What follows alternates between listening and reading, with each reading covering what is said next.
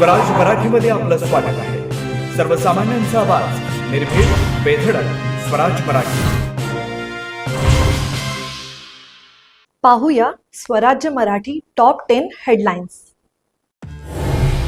दिराला मुलगी पाहण्यासाठी गेलेल्या नंदिनी दोलतडेवर काळाचा घाला, डंपरच्या धडकेत झाला जागीच मृत्यू। अद्यापही विरोधी पक्षनेता न नेमल्यामुळे उद्धव ठाकरेंचा संताप, विरोधी पक्षनेतेपद देत नसाल तर उपमुख्यमंत्री पदही रद्द करा, ठाकरेंची मागणी। महायुतीमधील अंतर्गत वादावरून उद्धव ठाकरेंचा निशाणा, अॅनाकोंडा गेल्याशिवाय राहत नाही, ठाकरेंचा भाजपवरती घणाघात।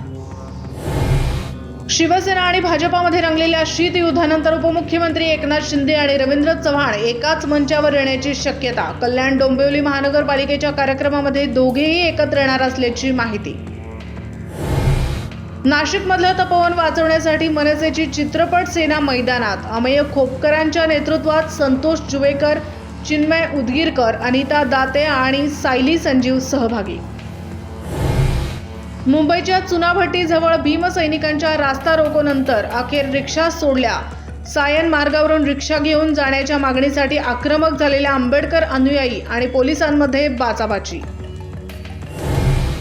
हापूस आंब्यांवरती गंडांतर येण्याची शक्यता, गुजरातचा वलसाड हापूस म्हणून भौगोलिक मानांकनासाठी अर्ज, कोकणातल्या हापूस उत्पादकांचा मात्र विरोध।